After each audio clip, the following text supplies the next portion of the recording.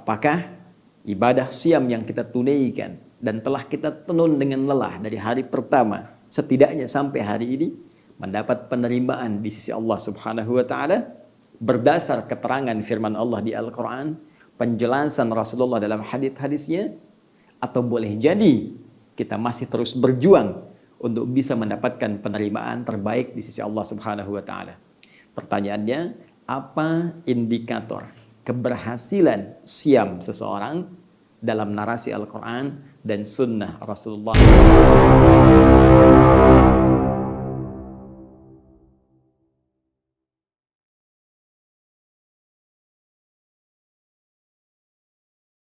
Di ayat ini Al-Baqarah 183, kutiba alaikumusiyam, ujungnya la'allakum tattaqun. Di hadis Nabi, as-siyamu junnatun. Kata Nabi, kalau puasamu benar, maka puasa itu akan melahirkan perisai, yang perisai ini akan melindungi kamu, menjaga kamu, memelihara engkau dari segala perbuatan maksiat yang tidak disukai oleh Allah Subhanahu wa taala. Bukankah saat puasa kita benar-benar berlatih untuk mendapatkan perisai itu? Coba silahkan cek. Ya, saat ini kan kita sedang puasa, ada dorongan untuk berdusta, tiba-tiba mental, nggak mau sedang puasa. Ya kan? Ada dorongan untuk melihat maksiat, nggak mau sedang puasa. Ya kan? Ada dorongan tangan untuk berlaku yang kotor, nulis status yang tidak baik, bikin hoax, nulis celaan kepada orang. Ya, maka hati Anda akan berkata, kalau puasanya benar, karena kalimat Nabi-nya, kalau puasanya benar, as-siyamu, jika puasa itu ditunaikan sesuai ketentuannya, alif lamnya dibaca, ya, sesuai aturannya, junnatun, maka ia akan melahirkan perisai yang tak tampak. Jika puasanya benar, maka tangan akan mencegah, ya, mata akan mencegah, telinga akan mencegah dari semua perbuatan yang dilarang oleh Allah Subhanahu wa taala. Apa hakikat yang menjadikan semua fungsi tubuh mencegah ini? Junnah, perisai yang tak tampak tadi. Jadi Anda bayangkan kalau 30 hari dilatih, latihannya benar, itu kata Allah, tatakun, kamu pasti punya perisai itu. Kamu punya wiqayah dalam dirimu. Sehingga keadaan saat kita puasa, auranya bisa diterapkan pasca puasa. Itulah sebabnya kalimat yang menggunakan fi'il mudhari. Nih, ada tak di depannya. Masih ingat rumus fi'il mudhari? Anita. Ya, anita, hamzah, nun, kemudian ya dan ta. Anita, sepanjang ada 4 huruf ini, hamzah, nun, ya, ta, maka maknanya mudhari setidaknya punya 3 pendekatan dalam bahasa Inggris. Present, continuous, and future. Sekarang, terus menerus, nanti, sampai kapanpun, future, sampai ke masa depan, sampai berpulang kepada Allah Subhanahu wa ta'ala. Jadi, ini kalimat indah dalam Al-Quran. Orang yang benar puasanya itu kata Allah, jangankan saat puasa. Jadi bukan saat puasa saja indikator keberhasilannya. Bukan saat puasa nggak korupsi. Saat puasa nggak bikin hoax. Saat puasa nggak mencela. Ya, saat Ramadan libur maksiat. Saat Ramadan libur kriminal. Ya, bukan saat itu saja. Tapi nanti nilai Ramadan ini bisa diterapkan pasca puasa. Karena itulah ketika Allah menggunakan fi'il mudhari dalam firman-Nya menyebutkan tattaqun, ingin memberikan isyarat jangan dilihat keberhasilan puasa saat itu ditunaikan saja. Nanti lihat ya progresnya. Lihat bagaimana progresnya. Apakah hari pertama masih bertahan di hari kedua sama dengan hari ketiga, demikian hari keempat sampai hari ke-26. Cek. Amal soleh masih bagus? Meninggalkan maksiat masih dilakukan? Ya, tinggalkan maksiat, kerjakan amal taat. Ketika ini bisa kita kerjakan dengan konsisten, belum selesai waktunya. Lihat pasca Ramadan. Begitu pasca Ramadan, aura ini masih kita dapatkan. Jadi lebih baik. Maaf, telinga jadi punya kontrol yang hebat. Ya, pada maksiat sudah nggak mempan. Mendengar sesuatu yang buruk, gibah, nggak suka. Mata melihat tayangan yang nggak bagus, sudah nggak suka. Nah, kalau Anda mendapatkan itu, jadi tanda pertama bahwa puasa kita dinilai berhasil oleh Allah Subhanahu wa taala. Ya. Dinilai berhasil. Tinggal kita jaga sampai kita pulang menghadap Allah Subhanahu wa taala. Karena itulah ketika setiap taklim dibuka, bahkan setiap khutbah Jumat, Nabi kan sering mengutip Ali Imran itu. Quran surah ketiga ayat 102. Ya ayyuhalladzina amanu taqullah, takwa lagi. Hai orang-orang beriman, tingkatkan takwamu kepada Allah haqqa tuqatih, dengan cara yang benar. Pakai perisainya dengan benar. Supaya jaga maksiat selama hidup, jangan kerjakan maksiat. Jauhi. Kamu punya perisai. Baik, wala tamutunna illa wa antum muslimun. Jangan sampai nanti kamu wafat. Artinya jaga sampai kamu wafat. Jangan sampai wafat kecuali menjadi muslim yang menyerahkan diri sepenuhnya kepada Allah. Muslim yang benar.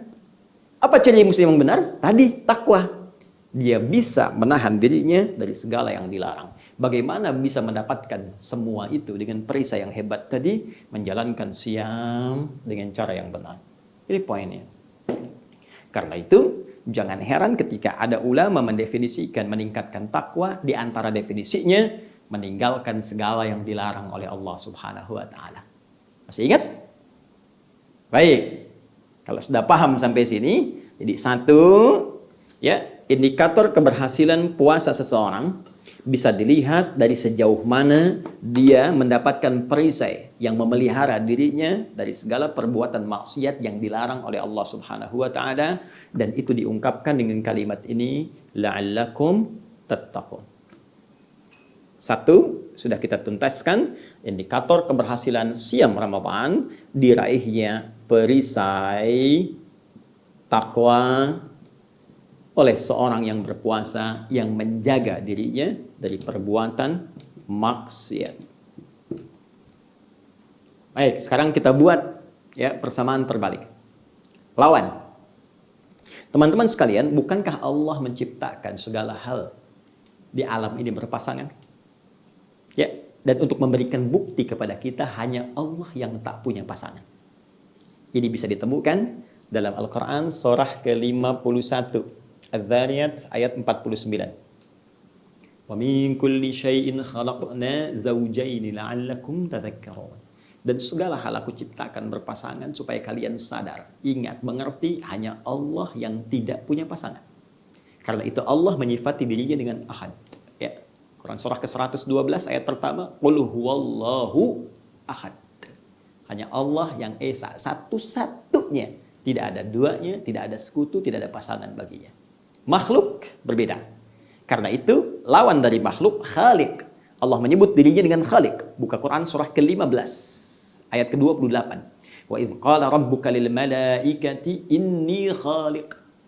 Dan ingatlah, pelajari ketika Rabbmu Muhammad SAW berfirman, menyampaikan pada semua malaikat dan sebagian jin yang ada pada saat itu. Saya, kata Allah, Khaliq, saya pencipta. Kita makhluk. Ya, karena makhluk, masuklah dalam hukum tadi di sini. Ya, ada pasangan. Manusia, ada laki-laki, ada perempuan. Hewan, ada jantan, ada betina. Tumbuhan, ada benang sari, ada putih. Ya, nuansa alam, ada siang, ada malam. Ada gelap, ada terang. Baik, demikian sifat. Ada baik, pasti ada lawannya buruk. Nih, ada soleh, ada salah. Kalau kita mau turunkan, baik, tetap ada lawan juga. Turunan dari baik ini, ada jujur misalnya, teman-teman sekalian. Ada lawannya juga, dusta. Ya, Anda mau katakan tidak ada dusta di antara kita, tetap dusta akan ditemukan. Dan pasangannya apa? Jujur. Dusta diciptakan untuk menjadi katalis supaya jujur itu nampak. Baik, sabar di sini. Ya, di sini ada marah yang tidak terkontrol. Ya. Di sini ada rendah hati misalnya, di sini ada sombong, selalu berpasangan. Nah, sekarang kembalikan pada kaidah tadi. Karena orang puasa dan puasanya benar ditunaikan memiliki perisai ini, dan perisai ini bisa menghambat maksiat yang datang, tolak. Sehingga pelaku maksiat itu tidak punya peluang, teman-teman sekalian, untuk bisa menembus ini. Perbuatan maksiat, ya, bisikan maksiat, sifat dan sikap maksiat tidak akan bisa menembus orang yang taat yang memiliki perisai takwa. Karena maksiat membawa ini, sifat-sifat buruk, dan ini tidak tembus. Kalau sudah tidak tembus, maka konsekuensinya yang ini akan naik lawannya. Pasti akan naik. Sederhana prakteknya. Kalau kita mau turunkan begini, orang kalau ingin jadi orang baik, sederhana kaidah Qurannya, tinggalkan perbuatan buruk. Bukankah kalau nggak ada dusta, artinya tinggal jujurnya? Bukankah kalau tidak ada marah, artinya tinggal sabarnya? Ya, prakteknya juga sangat bisa kita analisis. Orang yang tidak pernah berkata kotor, karena tidak ada kosakata kotor, kan artinya dia tinggal punya kosakata yang baik saja. Karena itu orang-orang baik, kenapa nggak sanggup berkata kotor? Karena nggak punya kosakata kotor. Sebaliknya, orang yang kata-katanya kotor, kenapa keluar kotor? Karena pulsa kebaikannya nggak ada. Kuotanya habis. Dia belum isi pulsa lagi, isi pulsa kebaikannya belum muncul, sehingga nggak keluar. Ya, mohon maaf nih, kalangan golongan tertentu misalnya yang senantiasa berbuat maksiat, tindakannya kasar, kan susah berkata yang baik. Karena nggak punya cadangan, nggak punya stok kebaikan. Sebaliknya, kiai, ulama, habib, ustadz, susah berkata yang kotor karena banyak yang baiknya. Sehingga yang kotornya itu nggak keluar. Jadi kalau ada seorang ustadz kata-katanya kotor misalnya, ya senang misalnya pada hal-hal yang tidak dibenarkan oleh syariat, ada celaannya, ada makiannya dan sebagainya, patut dipertanyakan. Nah karena itu kita kembalikan ke sini, kaidah ini teman-teman, secara singkat, kalau yang buruknya sudah hilang, maka yang baiknya akan naik ke permukaan. Ya, karena itu sifat takwa kalau sudah punya perisai secara otomatis akan mendorong yang baik muncul ke permukaan, naik ke atas. Ya. Sehingga dengan itu mudah bagi dia menunaikan segala jenis-jenis ketaatan. Inilah yang menjadikan redaksi orang takwa di Al-Qur'an sering disikapi dengan mudah menunaikan amal soleh. Silahkan cek. Kalimat takwa pertama ada di Quran surah kedua, ayat kedua sampai 5. Anda perhatikan betul kalimatnya. Dzalikal kitabu la raiba fi hudal lil muttaqin. Isi Al-Quran itu jangan diragukan, ya, kandungannya. Jangan diragukan seluruh informasinya. Jangan diragukan semua isinya, dan dia akan memberikan petunjuk pada orang takwa. Siapa orang takwa dimaksud? Lihat ayat 3-nya. Alladzina yu'minuna bil ghaib wa yuqimunas shalah. Yaitu orang yang senantiasa berusaha meningkatkan imannya kepada Allah walaupun Allah belum tampak dalam pandangannya saat di dunia. Allahu Akbar. Lalu dia mudah sekali untuk meningkatkan salat dengan cara yang benar. Mudah mengerjakan salat. Wa mimma razaqnahum yunfiqun. Mudah untuk berinfak. Walladzina yu'minuna bima unzila ilaik. Mudah berinteraksi dengan Al-Qur'an. Ya, wa ma unzila min qablik, yakin dengan kitab-kitab sebelumnya yang diturunkan pada sebelum Nabi Muhammad SAW. Nabi-nabi sebelum beliau. Ya, wa bil akhirati hum yuqinun. Kemudian mudah mendekat kepada Allah untuk meraih akhirat yang baik. Yakin dengan hisab, yakin dengan ketentuan akhirat. Tuh. Jadi orang takwa itu terbebas dari maksiat, mudah mengerjakan yang taat, bebas dari yang buruk, dekat dengan yang baik, jauh dari yang salah, dekat dengan yang saleh. Karena itulah teman-teman sekalian, ulama kita secara mudah menyimpulkan kata takwa ini dengan kalimat menjalankan perintah Allah dan menjauhi larangannya. Nah, kalimat itu asalnya dari sini. Dari analisis ini. Ya, kita yang awam tuh tinggal ambil aja. Sedangkan ulama kita yang belajar menggali sampai di sini. Lihat bahasanya dari sini, ambil dari sini, ketemu di sini. Kadang ngafalin tasrif dulu, ya. Fa'ala yaf'ilu fa'lan fahuwa fa'ilun, ladzaka maf'ulun, fa'ala yaf'ulu fa'ala yaf'alu. Ya, tambah ini, tambah itu, tambah 2 huruf, tambah 3 huruf. Apa manfaatnya melahirkan makna ini? Kita tinggal ambil kesimpulannya. Melaksanakan perintah Allah, menjauhi larangannya. Tapi bagaimana mendapatkan itu secara sempurna? Ini analisisnya. Dan momentum yang paling bagus saat puasa. Untuk bisa menghadirkan nilai takwa dalam diri kita, puasa itu momentum sangat dahsyat. Makanya kalau Anda nggak serius Ramadan tahun ini, Allahu Akbar, rugi. Karena nunggunya tahun depan lagi, setahun lagi. Itu pun kalau masih hidup. Makanya manfaatkan. 4 hari ke depan teman-teman. Masih ada peluang kita untuk menjadi orang takwa. Kan kita tidak tahu kapan kita berpulang. Indah begitu berhasil kemudian wafat misalnya. Dan wafat dalam keadaan status orang takwa. Ya.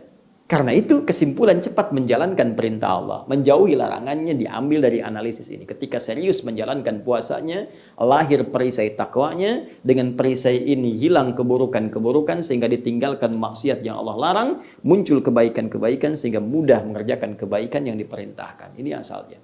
Kalau ini sudah berhasil secara otomatis teman-teman sekalian, nih kebaikan datang, naik, keburukan hilang, tenggelam.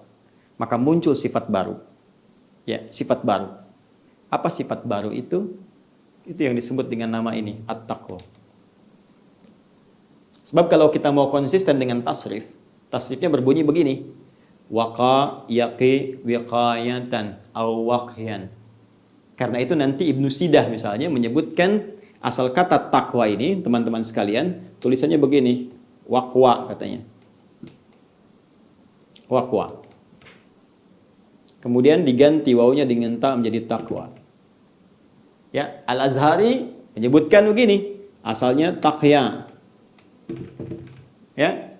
Kemudian karena ini asalnya waw, maka ya-nya diganti jadi waw, takwa. Kemudian alifnya menyesuaikan menjadi seperti ini. Takwa. Tapi terlepas kalau kita gali, bisa banyak referensi, bisa rumit juga, terlepas dari perbedaan-perbedaan tasrif ini, mereka semua sepakat bahwa takwa ini isim. Ismun. Dalam kaidah bahasa, ada ismun, ada musamma, itu beda. Musamma yang diberi nama, ismun nama tersendiri yang lahir dari satu sifat atau keadaan tertentu.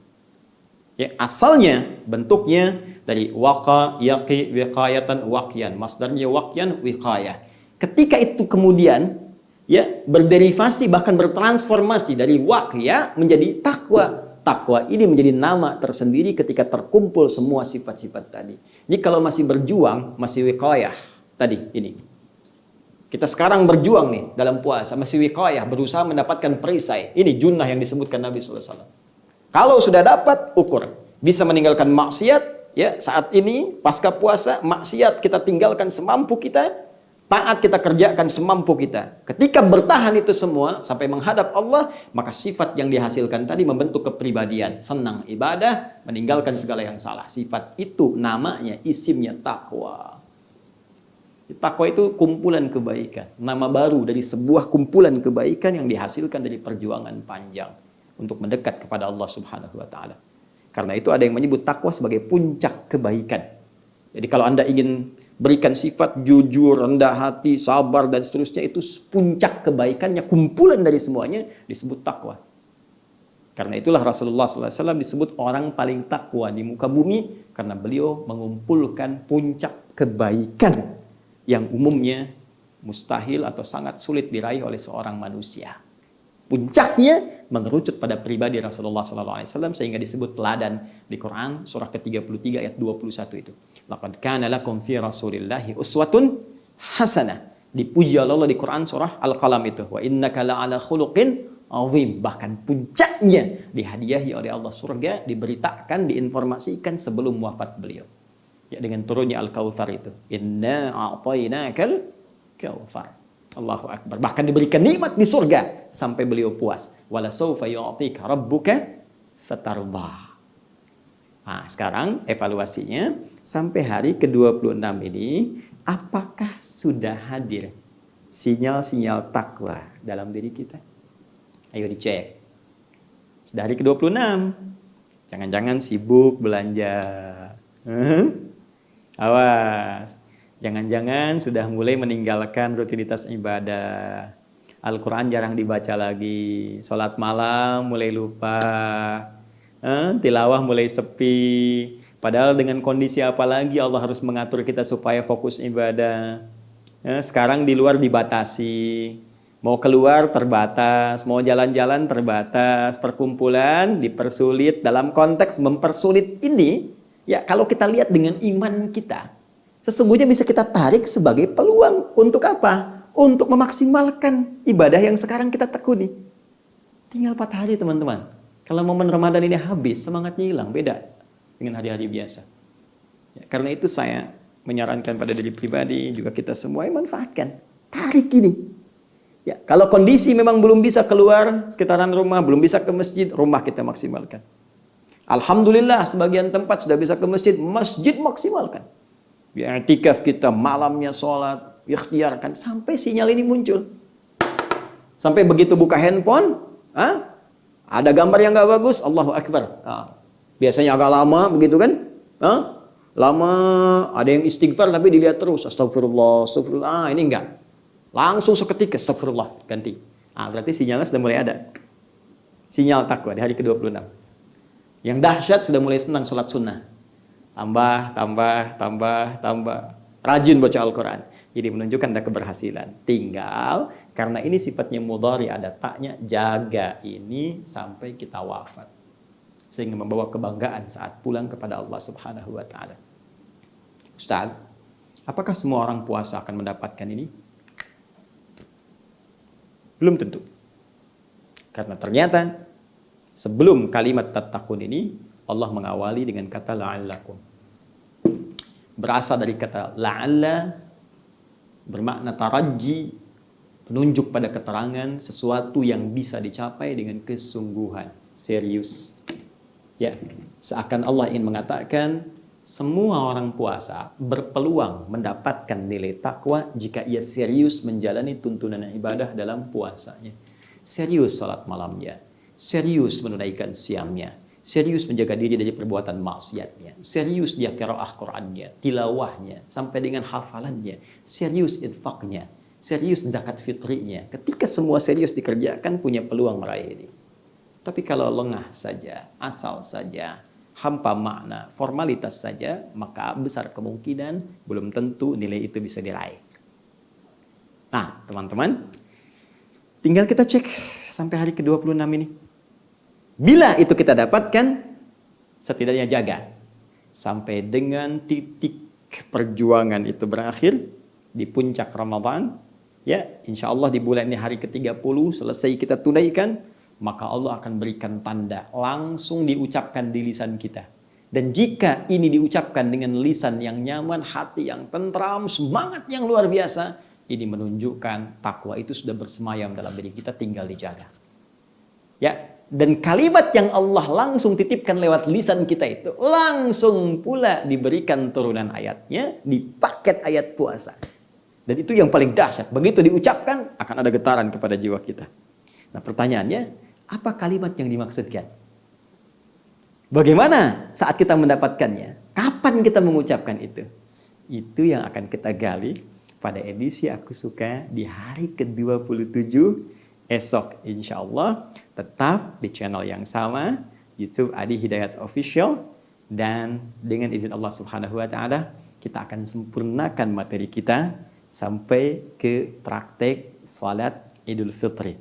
Apakah di lapang, apakah di masjid, ataukah bagaimana cara menunaikan salat Idul Fitri edisi di rumah saja. Tetap bersambung bersama kami dalam tayangan program Aku Suka hingga Ramadan berakhir dengan izin Allah Subhanahu wa taala. Semoga Allah menerima siam kita, menerima ibadah kita, mengampuni dosa-dosa kita. Jika ada yang benar dari kultum ini, maka sesungguhnya itu petunjuk Allah untuk segera kita amalkan. Jika ada yang keliru, maka itu mutlak kesalahan saya. Silahkan Anda tinggalkan dan ambil pendapat ustadz lain yang lebih baik yang sekiranya membuat jiwa kita tentram, mampu mendekatkan diri kita kepada Allah Subhanahu wa taala dan memperluas wawasan kita untuk bisa bersikap baik dalam kehidupan. Subhanakallahumma wa bihamdika asyhadu an la ilaha illa anta astaghfiruka wa atubu ilaik wa akhiru da'wana alhamdulillahi rabbil alamin. Assalamualaikum warahmatullahi wabarakatuh.